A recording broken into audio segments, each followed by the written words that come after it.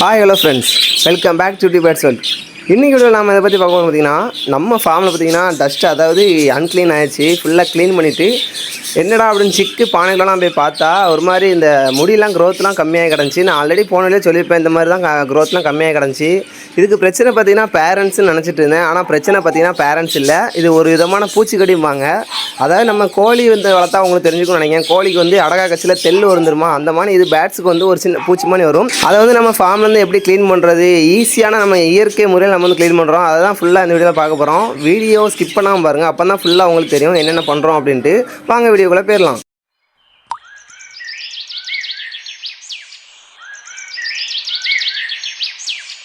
First பார்த்திங்கன்னா நான் கேஜை காட்டுறோம். இது வந்து ஃபின்ச்சஸ் கேஜி நூலாம்படியே அடிச்சுட்டு பாருங்கள். ஏன்னா கிட்டத்தட்ட ஒரு 12-13 நாள் வரைக்கும் ஆயிடுச்சு கேஜெலாம் க்ளீன் பண்ணி.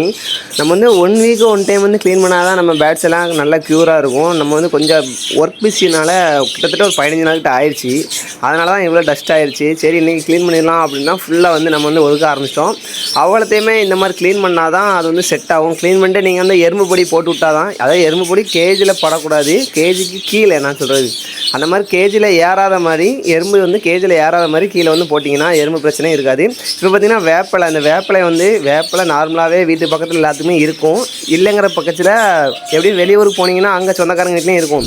அந்த மாதிரி வேப்பிலை வந்து நல்லா அந்த கொழுந்து சைடாக பறிச்சுக்கோங்க. பறித்து ஓரளவுக்கு உங்கள் பேட்ஸ் வந்து இப்போ என்கிட்ட வந்து ஒரு 10 பேருக்கு மேலே இருக்குது அப்படிங்கிறதுனால நான் வந்து நிறையா வச்சுருக்கேன்.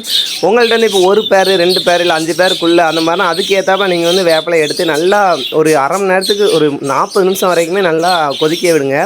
கொதிக்க விட்டதுக்கப்புறம் நல்லா ஆறிக்கிறட்டும். அதாவது நீங்கள் வந்து ஃபேன் காற்றுல வச்சாலும் சரி, தண்ணி எக்ஸ்ட்ரா மிக்ஸ் பண்ண வேண்டாம். ஏன்னா இது வந்து இயற்கைங்கிறனால பிரச்சனையே வராது, இது பேட்ஸ் மேலே பட்டா. அதனால் நீங்கள் வந்து தண்ணி மிக்ஸ் பண்ணவே வேண்டாம். நல்லா வந்து அது ஆற விட்டதுக்கப்புறம் இந்த மாதிரி ஒரு ஸ்ப்ரே பாட்டிலில் ஃபுல்லாக லோட் பண்ணிட்டு நீங்கள் வந்து பேட்ஸ் மேலே நார்மலாக அடிக்க ஆரம்பிச்சிடலாம். நீங்கள் கேட்கலாம், வேப்பிலை மட்டும்தான் அடிக்கணுமா, வேறு ஒன்றும் எக்ஸ்ட்ரா வந்து அடிக்கலாமா அப்படின்னு சொல்லி கேட்கலாம். அதாவது இந்த டெட் ஆயில், அந்த மாதிரி டெட் ஆயில் வந்து நீங்கள் வந்து சத்தியமாக யூஸ் பண்ணிடாதீங்க. ஏன்னா அது ரொம்ப பேட்ஸுக்கு அஃபெக்ட் ஆகிடும். ஏன்னா டெட் ஆயில் அப்படிங்கிறதுனால பேட்ஸுக்கு நம்ம வந்து இந்த ஃப்ளைலே இருக்கிறதுனால நம்ம இந்த மாதிரி ஸ்ப்ரே பண்ணால் அது வந்து அந்த கண்லேயும் படுற வாய்ப்பு இருக்கும். இந்த வேப்பிலை அப்படிங்கிறனால கொஞ்சம் நேரம் கண் எரிச்சதுக்கப்புறம் சரியாயிடும். நீங்கள் டெட் ஆயில் யூஸ் பண்ணிங்கன்னு வச்சுக்கோங்களேன், அந்த கண்ணில் வந்து ப்ராப்ளம் வராது, பேட் டெட் ஆகிற வரைக்கும் பிரச்சனை வரும். ஏன்னா அந்தளவுக்கு ரொம்ப எஃபெக்ட் இருக்கும் டெட் ஆயிலில். அதனால் டெட் ஆயில் வந்து யூஸ் பண்ண வேண்டாம். அதே மாதிரி பெட் ஷாப்லேயே இந்த மாதிரி லிக்விடே இருக்கும், இந்த பூச்சி போகிற மாதிரி லிக்விட் இருக்கும். அதுவுமே நீங்கள் வாங்கி யூஸ் பண்ணுறீங்க அப்படின்னா பேட்ஸை பிடிச்சி, அதாவது பேட்ஸை கையில் பிடிச்சி க்ரோத்தில் மட்டும், அந்த நெஞ்சு சைடு க்ரோத்தில் அந்த மாதிரி மட்டும் படுற மாதிரி நீங்கள் ஸ்ப்ரே பண்ணிக்கோங்க. ஏன்னா அதுவுமே நீங்கள் கண்ணில் வந்து ஸ்ப்ரே பண்ண வேண்டாம். ஏன்னா அதுவுமே எஃபெக்ட் ஆகிறதுக்கு வாய்ப்பு இருக்குது. ஏன்னா அதுவும் லிக்விட் மூலியமாக தான் அது ரெடியாகி வரும். இந்த மாதிரி நீங்கள் வேப்பிலை அப்படிங்கிறனால இது வந்து இயற்கை முறையில் வர்றது. அதனால் இது வந்து ப்ராப்ளமே இல்லை. இந்த மாதிரி அது ஃப்ளை பண்ணச்சில் ஸ்ப்ரே பண்ணால் தான், அது ஃப்ளை பண்ணச்சில் அந்த அக்குளுக்குள்ளே அந்த மாதிரிலாம் நல்லா வந்து ஸ்ப்ரே ஆகும். இந்த மாதிரி ஃபுல்லாக ஸ்ப்ரே பண்ணி விட்டிங்கன்னா அந்த பூச்சியில் அதாவது அந்த பேட்ஸில் உள்ள பூச்சி அந்த மாதிரிலாம் வெளியில் ஏறிடும். இந்த சிக்குக்கெல்லாம் நம்ம வந்து நெக்ஸ்ட் பண்ணி விட்டுருந்தோம். எல்லா சிக்குக்குமே நம்ம வந்து ஸ்ப்ரே பண்ணி விட்டாச்சு. இதுவுமே வந்து இந்த சிக்குக்கு பிரச்சனை இல்லை. அதே மாதிரி நம்ம இந்த ஆஃப்ரிக்கனுக்கு கீழே உள்ள கேஜில் ஒரு 6 சிக்கு கேட்ச் ஆகிருச்சு. அந்த பேர் இந்த சிக்கை காப்பாற்றுமா அப்படின்னு சொல்லியிருந்தோம். அதே மாதிரியே போன கிளச்சி மாதிரி அதுவும் சேட்டை கொடுக்க ஆரம்பிச்சு. அதை பற்றின வீடியோ நான் வந்து அடுத்த அப்லோடில் நான் அப்லோட் பண்ணுறேன். ஆர்சிக்கும் என்ன ஆச்சு, நம்ம ஃபீமேல் என்ன பண்ணியிருக்கோம் அப்படின்ட்டு.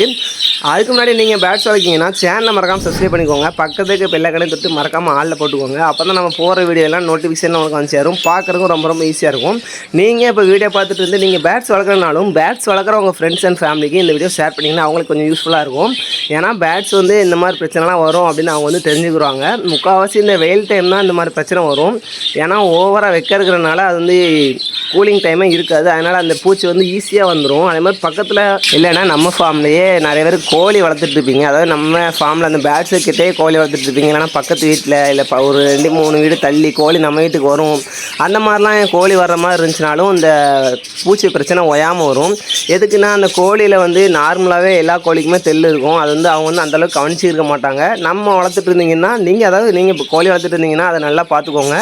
இந்த பேட்ஸுக்கிட்ட கோழி வருது அப்படின்னாலே அந்த கோழி வந்து ஒரு பூச்சி கூட இருக்கக்கூடாது. ஏன்னா அந்த கோழியிலேருந்து பேட்ஸு கூண்டு கீழே நல்லா தீத்து இந்த பூச்சி பறக்கும். நல்லா நீங்கள் கோழி வளர்த்திங்கன்னா தெரிஞ்சுக்கும். நம்ம வந்து அதனால தான் கோழி இன்ன வரைக்கும் வாங்கவே இல்லை. அதாவது நம்ம ஃப்யூச்சரில் கோழிலாம் வாங்குற மாதிரி பிளான் இருக்குது. பட் இப்போதைக்கு கோழி வந்து வாங்குகிற பிளான் இல்லை.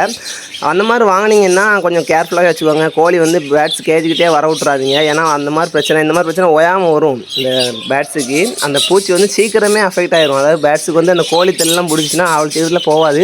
சீக்கிரமே பேட்ஸ் வந்து டெத் ஆயிரும். நீங்கள் வந்து கேட்பீங்க, என்னடா சீக்கிரமாக டெத் ஆயிடுச்சு, என்ன பிரச்சனைன்னு தெரில அப்படின்னு சொல்லி நீங்கள் யோசிச்சுட்டே இருப்பீங்க. பார்த்தா இதுதான் பிரச்சனையாக இருக்கும். அதனால் இந்த மாதிரி நீங்கள் பேட்ஸ் வளர்த்துட்டு இருந்தீங்கன்னா இந்த வேப்பலை மெத்தட் வந்து யூஸ் பண்ணிக்கோங்க. கோழியை வந்து பக்கத்தில் அறவிடாங்க. ஆடு வந்து நார்மலாக வந்து கிராஸ் பண்ணி போனால் பிரச்சனை இல்லை.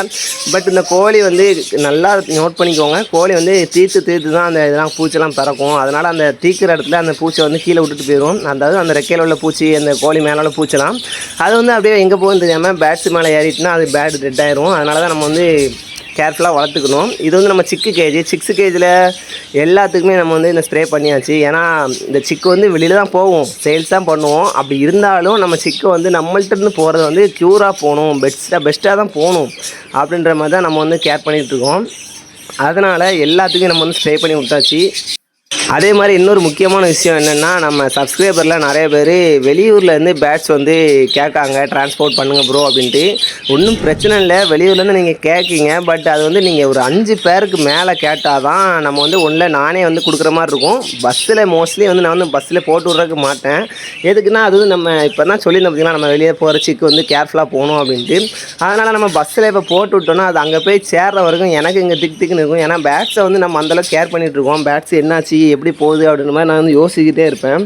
அதனால தான் நான் வந்து பக்கத்தில் இல்லை லாங்கில்னாலும் நானே வந்து கொடுத்துருவேன். ஏன்னா நம்ம கொண்டு போகிற மாதிரி பஸ்ஸில் வந்து அவங்க கொண்டு போக மாட்டாங்க. அதனால் நான் கொண்டு போகிற மாதிரி தான் பார்ப்பேன்.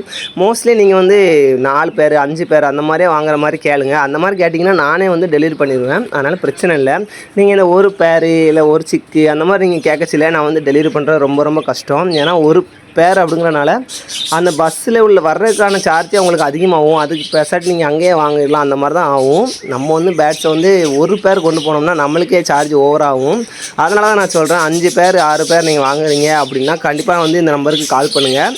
கால் பண்ணிங்க, நான் வந்து டிஸ்கிரிப்ஷனில் நம்பர் கொடுத்துருக்கேன் ஆல்ரெடி நிறைய வீடியோவில், இந்த வீடியோலாம் கொடுக்கேன். அதனால் நீங்கள் வந்து அந்த டிஸ்கிரிப்ஷனில் போய் செக் பண்ணி பார்த்துட்டு எனக்கு கால் பண்ணிக்கோங்க. 5 பேருக்கு மேலே வேணும் அப்படின்னா மறக்காமல் சொல்லுங்கள். நம்மளே வந்து ஹோம் டெலிவரி, அதாவது நம்ம கிட்டத்தட்ட ஒரு 100 கிலோமீட்டர் சரௌண்டிங்கில் நம்ம வந்து நானே வந்து கொடுக்குற மாதிரி இருக்கும். அதுக்கு மேலே அப்படின்னா யோசிப்பேன். கண்டிப்பாக 5 பேருக்கு மேலேன்னா நான் வந்து கண்டிப்பாக யோசிப்பேன், கொண்டு வர வாய்ப்பு இருக்குது. அதனால் நீங்கள் வெளியிலேருந்து கேட்குறீங்க அப்படின்னா மறக்காமல் இந்த நம்பருக்கு கால் பண்ணுங்கள். டிஸ்கிரிப்ஷனில் இருக்கிற நம்பருக்கு நம்ம நம்பர் தான். கால் பண்ணாலும் சரி, இல்லை வாட்ஸ்அப்பில் மெசேஜ் பண்ணாலும் சரி. இந்த வீடியோ ஆல்ரெடி ரொம்ப நேரம் ஆயிடுச்சு. அதே மாதிரி நீங்கள் பக்கத்தில் யாராட்டி பெட்டு நிறைய வச்சுருக்கீங்க, அதாவது பேட்ஸ் நிறைய வச்சு உங்களுக்கு சேல்ஸ் பண்ண பெட் ஷாப்பில் கஷ்டமாக இருக்குன்னா நம்ம அந்த டிஸ்கிரிப்ஷனில் நம்பருக்கு சொல்லியிருந்தேன், அந்த நம்பருக்கு கால் பண்ணுங்கள். ப்ரோ பேட்ஸ்லாம் நிறையா இருக்குது. நம்ம வந்து யூடியூப்லேயே ஒரு வீடியோ மாதிரி போட்டுடலாம் மேக் பண்ணி. பெட் ஷாப்பில் போய் வாங்க முடியாதவங்க அந்த வீடியோ பார்த்து வாங்கினா அவங்களுக்கு கொஞ்சம் யூஸ்ஃபுல்லாக இருக்கும். அதனால தான் நான் சொல்கிறேன். இந்த வீடியோ உங்களுக்கு பிடிச்சிருக்குன்னு நினைக்கிறேன். வீடியோ பிடிச்சி லைக் பண்ணுங்கள், பிடிக்கலாம் டிஸ்லைக் பண்ணுங்கள். யூஸ் இருந்தால் மறக்காமல் சப்ஸ்கிரைப் பண்ணிக்கோங்க. முக்கியமாக பேட்ஸ் வளர்க்குற 4 பேருக்கு ஷேர் பண்ணிடுங்க. தேங்க்ஸ் ஃபார் வாட்சிங்.